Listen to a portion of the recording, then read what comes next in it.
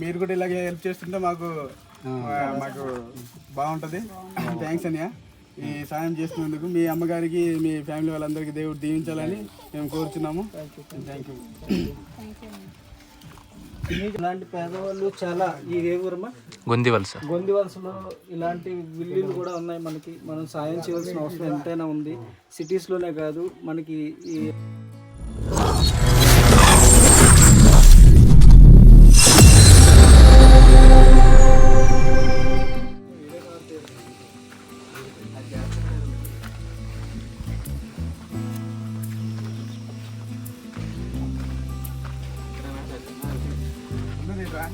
ఆ గాలి కూడా కల్పించేది.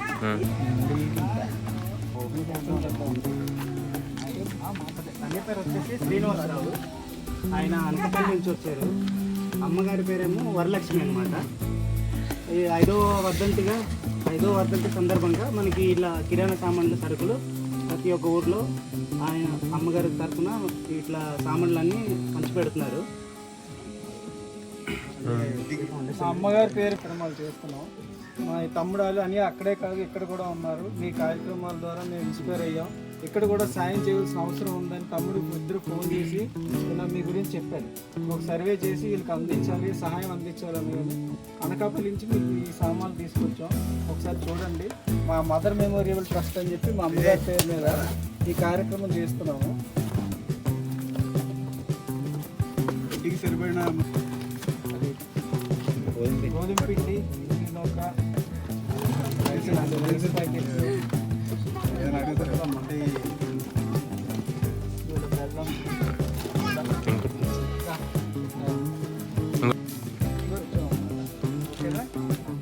ఇంటి సరిపడే మూడు సరుకులన్నీ మేము అనకాపల్లిలో మా అమ్మగారి పేరు మీద ప్రతి సంవత్సరం 5 సంవత్సరాల నుంచి అందిస్తున్నాం. పేదవాళ్ళందరికీ ఎవరైతే ఉన్నారో వాళ్ళందరికీ అందిస్తున్నాం. ఉన్న వాళ్ళకి అందిస్తున్నాం. తమ్ముడు వాళ్ళు ఏం చెప్పారంటే, అన్నయ్య మన సైడు అరకుకి ఇక్కడ దగ్గరలో ఈ గ్రామం ఉంది. గ్రామం పేరు ఏంటండి? గుందివలస గ్రామం ఉంది. గుందివలసలో కూడా మనం సాయం చేయవలసిన అవసరం ఉందని అని చెప్పగానే నేను ఈరోజు రావడం జరిగింది. మీకు ఈ సరుకులు తీసుకొచ్చి ఇవ్వడం జరుగుతుంది. ఇంకా మీరేంటి, మీకు ఎట్లా ఉంటుంది జీవన విధానం, ఏదైనా సమస్యలు ఏమైనా ఉన్నాయో చెప్పండి ఒకసారి. ఏ సమస్య ఉన్నా పర్లేదు, మళ్ళీ నెక్స్ట్ టైం వచ్చి మీకు అన్ని విధాలుగా హెల్ప్ చేస్తారు మన అన్య. ఫైనాన్షియల్ గా ఏదైనా ప్రాబ్లం ఉంటే, ఏ ప్రాబ్లం ఉన్నా చెప్పొచ్చు. ముందుగా వచ్చి మనకి అన్య హెల్ప్ చేస్తాడు. అంటే ఇక ముందు అయితే మాకు గవర్నమెంట్ సపోర్ట్ చేసి కాదు,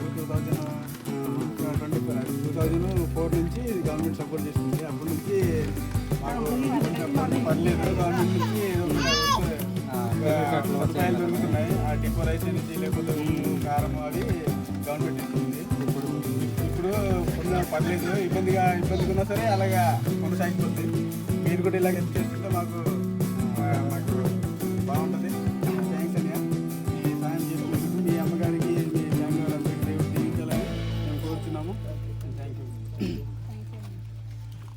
మీకమ్మా ఏమైనా సమస్యలు అంటే ఎట్లాంటి ఏమైనా ఇస్తే ఎలా ఉంటుంది? బాగుంటుందా? కిరాణా సామాన్లు ఏమైనా ఇస్తే? మీరు చదువుకున్నారమ్మా? చదువుకుంటున్నావు తల్లి? ఎక్కడ చదువుకుంటున్నావు?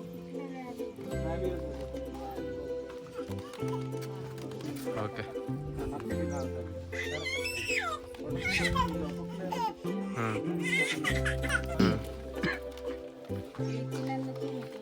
చెప్పండి రా అందరికి. Okay, thank you.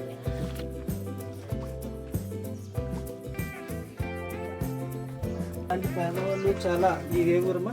గొందివలసలో ఇలాంటి విల్లులు కూడా ఉన్నాయి మనకి. మనం సాయం చేయాల్సిన అవసరం ఎంతైనా ఉంది. సిటీస్లోనే కాదు మనకి ఈ అరకు నుంచి కరెక్ట్గా ఇది 20 కిలోమీటర్లు. 20 కిలోమీటర్లో గొందివలస అనే గ్రామం వచ్చాం. చూడండి ఈ ఇల్లు చూడండి. చాలా ఈ వర్షాలకి చాలా ఇబ్బంది పడుతున్నారు. వర్షాలకి అంతా పడిపోతాయని మా అమ్మగారు చెప్తున్నారు. ఈ వర్షాలకి ఈవిడ చాలా ఇబ్బంది పడుతూ చాలా బాధపడుతుంది. సాయం అందించండి.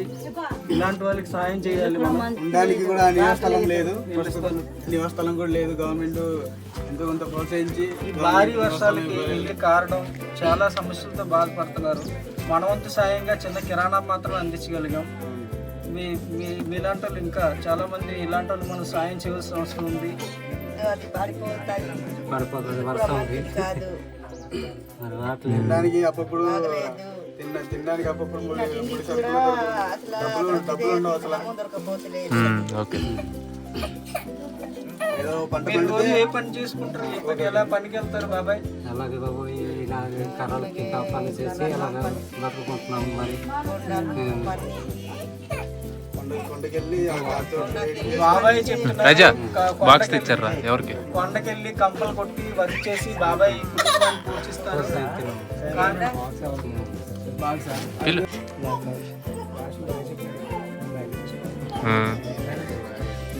ఓకే.